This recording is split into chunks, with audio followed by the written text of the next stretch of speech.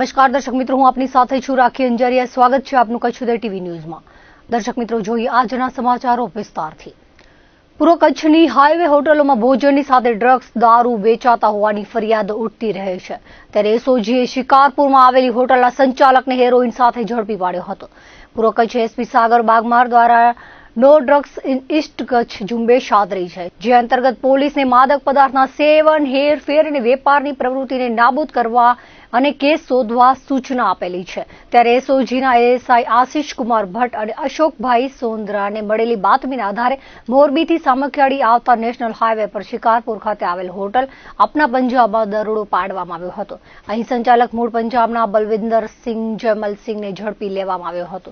તેના કબજામાંથી 6,25,000નો 12.50 ગ્રામ હેરોઈનનો મુદ્દામાલ કબજે કરાયો હતો। સાથે મોબાઈલ, 1,12,000 રોકડા, વજન કાંટો સહિત મળી 7,52,900નો મુદ્દામાલ કબજે કરાયો હતો। આરોપી સામે સામખિયાળી પોલીસમાં ગુનો દાખલ કરાયો છે। આ કામગીરીમાં પીઆઈડીડી ઝાલા અને વીપી આહિર સહિતના જોડાયા હતા। પચરંગી શહેર ગાંધીધામમાં સ્પાની યાર્ડમાં ચાલતા કૂટણખાના પર પોલીસે વધુ એક કાર્યવાહી કરી છે।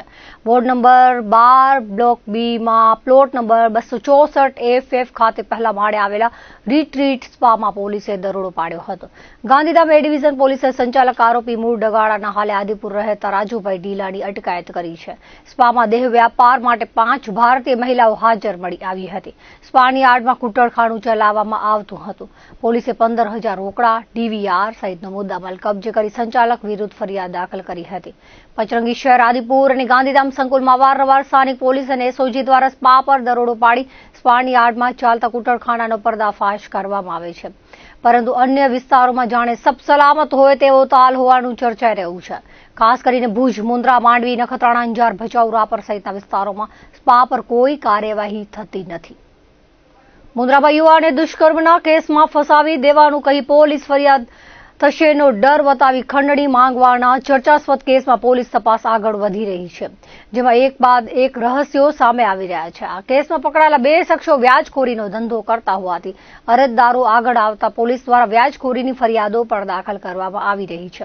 મુન્દ્રા પોલીસ સ્ટેશનમાં થયેલી અરજી પ્રમાણે જે બાબતની આરોપીઓને જાણ થઈ હતી તે પૈકીના મુસ્તાક અલ્લા રખિયાએ પોતે કચ્છ ઉજાગર ન્યૂઝનો સહતંત્રી અને પત્રકાર હોવાનું કહી અરજી મીડિયામાં ન આવે અને ફરિયાદીને રેપ કેસ અને પોલીસે બીક બતાવી સમાધાન માટે આરોપી મોહમ્મદ શકીલ યાકુબ દુઈયા અને વકીલ MH ખોજા કરાવી આપશે તેમ કહી શકીલની પાવાપુરી ખાતે આવેલી સહારા ફાઇનાન્સ નામની ઓફિસે ગયા હતા।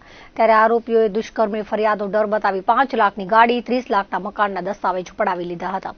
ફરિયાદીએ મુન્દ્રા પોલીસનો સંપર્ક કરતા પોલીસ તાત્કાલિક 4 આરોપીઓને ઝડપી લીધા હતા। જે બાદ મોહમ્મદ શકીલ અને મોહમ્મદ રફીક હાજી ખોજાની ઓફિસે દરોડો પાડતા ત્યાંથી મોટા પ્રમાણમાં સરકારી દસ્તાવેજો મળી આવ્યા હતા। રોકડાની સાથે કોરા ચેક, સ્ટેમ્પ પેપર, જમીન વેચાણના દસ્તાવેજો, હાથ ઉછીના પૈસા આપ્યાનું લખાણ, મિલકત કબજો, હયાતી હક, વસિયતનામા, પાવર ઓફ એટર્ની, જમીનના દસ્તાવેજો સહિત સેંકડો દસ્તાવેજ મળી આવ્યા હતા, જેનાથી પોલીસ પણ ચોંકી ઉઠી હતી। આરોપીઓએ બીજા ગુનાઓ આચર્યા હોવાની શક્યતા છે।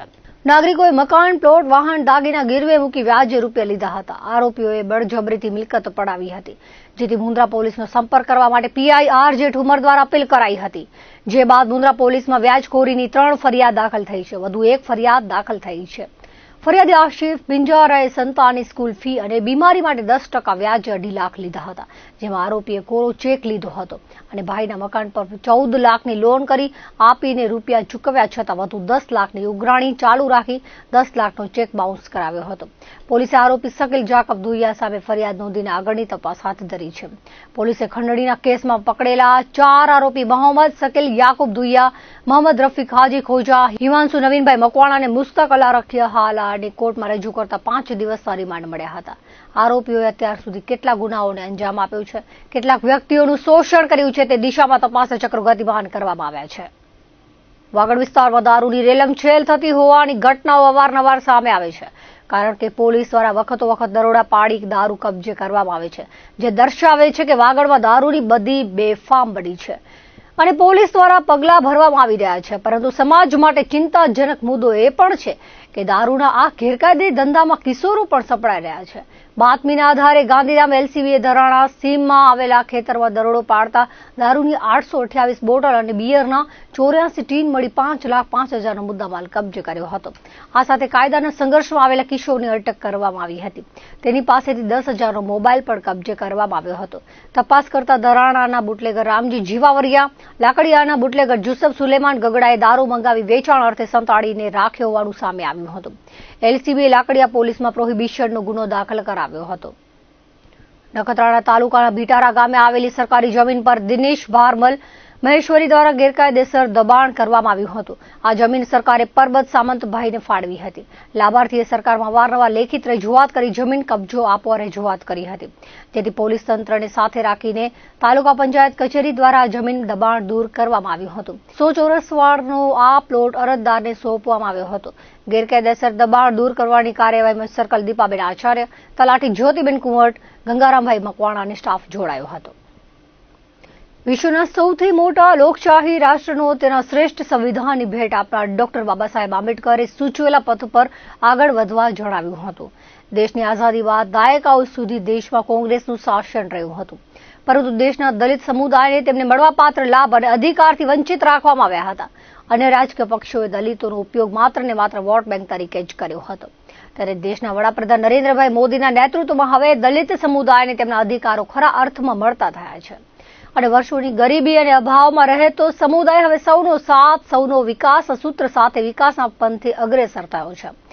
દેશની મુખ્યધારામાં રહીને દલિત અને વંચિત સમુદાય હવે વિકસિત ભારતની પરિકલ્પનાને સાકાર કરવા સહયોગી બન્યો છે, તેવું ડોક્ટર આંબેડકરની જન્મ જયંતિ પ્રસંગે ભુજમાં આયોજિત કાર્યક્રમમાં સાંસદ વિનોદભાઈ ચાવડાએ જણાવ્યું હતું. ભુજ શહેર ભાજપના ઉપક્રમે આંબેડકર જયંતિ નિમિત્તે પુષ્પાંજલિનો કાર્યક્રમ યોજાયો હતો. કચ્છ મોરબીના સાંસદ વિનોદભાઈ ચાવડા, જિલ્લા ભાજપ અધ્યક્ષ દેવજીભાઈ વરચંદ, ભુજના ધારાસભ્ય કેશુભાઈ પટેલ સહિતના મહાનુભાવોએ બંધારણના ઘડવૈયા ડોક્ટર આંબેડકરની પ્રતિમાને હારારોપણ કરી શ્રદ્ધાંજલિ આપી હતી.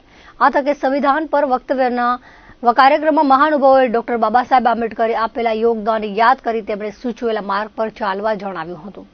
સાથે જ વંચિતોના વિકાસ અને સંવિધાનની સુરક્ષાના શપથ લીધા હતા. તો ભારતના બંધારણના ઘડવૈયા ડોક્ટર બાબા સાહેબ આંબેડકરની જન્મ જયંતિની પૂર્વ સંધ્યાએ જિલ્લા મથક ભુજમાં આવેલી તેમની પ્રતિમાની સફાઈ કરાઈ હતી, જે સફાઈ કચ્છ મોરબીના સાંસદ વિનોદભાઈ ચાવડા અને શહેર તેમજ જિલ્લા ભાજપના હોદ્દેદારો દ્વારા કરવામાં આવી હતી. કચ્છના સાંસદે જણાવ્યું હતું કે ભાજપ દ્વારા આંબેડકર જયંતિ નિમિત્તે દેશભરમાં વિવિધ કાર્યક્રમોનું આયોજન કરવામાં આવ્યું છે, જેના ભાગરૂપે પ્રતિમા અને આસપાસના વિસ્તારોમાં સફાઈ અભિયાન ચલાવવામાં આવ્યું હતું.